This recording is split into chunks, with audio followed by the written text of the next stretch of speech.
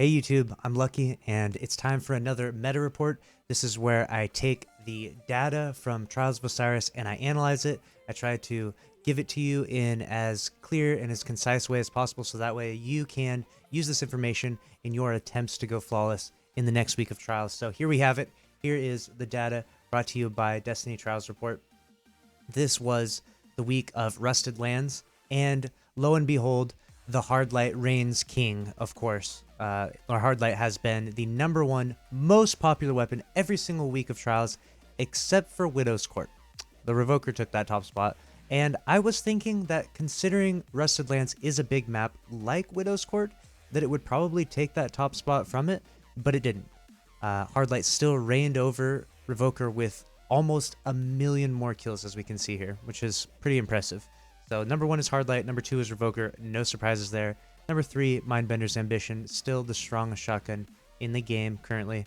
#4 is Suro's Regime, which is my personal favorite auto rifle to use. I don't really use the Hardlight a whole ton. I like the Suros. Once it gets spun up, its TTK is insane, so powerful. I really like using a Suros and a Mindbender. That's a loadout that I was commonly using when I needed to, sweat my ass off to try and get the wins in Trials.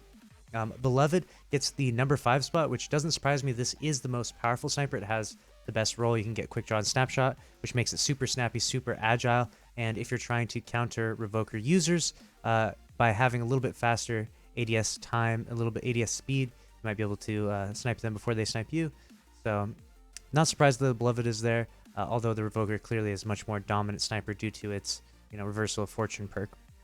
The Summoner gets the 6th spot, which is definitely surprising to me. The Summoner, as we can see, is slowly working its way up the ranks, or at least consistently staying around the mid throughout all of this, which is definitely surprising to me considering how strong the Hardlight is. I don't really know why anyone is using the Summoner over the Hardlight, but, if you're out there or a Summoner user, maybe you just don't like rocking that hardcore meta like the Hardlight, let me know why you're using the Summoner, which role you got on it, because I'm definitely curious. The next one is Astral Horizon, which is the best kinetic shotgun, so strong, which also is going to bring me to my next point, which is that the Dustrock Blues is still hanging in here in top 10. I said last week that we would probably be the last week we would see Dustrock Blues, considering how much better the Astral Horizon is, and it's in the exact same slot. And yet the Dustrock Blues is just like a little cockroach. You can't quite stomp it out. I think so many people have it, and maybe so many people don't have the Astral Horizon just yet, that it still hangs in there. But I'm telling you now, it's on the #10 spot here. It's lingering. Mark my words, okay? Week 6 of the meta report, the Dustrock Blues is finito, gone. Even if it's a small shotgun map, we will definitely see more Mindbenders and Astral Horizon than Dustrock Blues. But fingers crossed, my prediction is true there. The next one is the Spare Rations, which is kind of crazy to me. This is the only hand cannon to make it into the top 10. Hand cannons have truly fallen to the wayside now. Even though they are extremely popular amongst streamers and YouTubers, and the elite of the elite use hand cannons when inside tournaments, but they're not as popular according to the masses, and especially when it comes to Trials. Don't laugh at hand cannons though. If you can land your shots, you can definitely make some really big plays here, and you definitely want to use the hand cannons, especially if you're getting in those like close mid ranges. If you can stay outside of those close mid ranges, a Suros and a Hardlight are definitely going to smoke hand cannon users a lot of the times, especially if you can team shoot and coordinate that.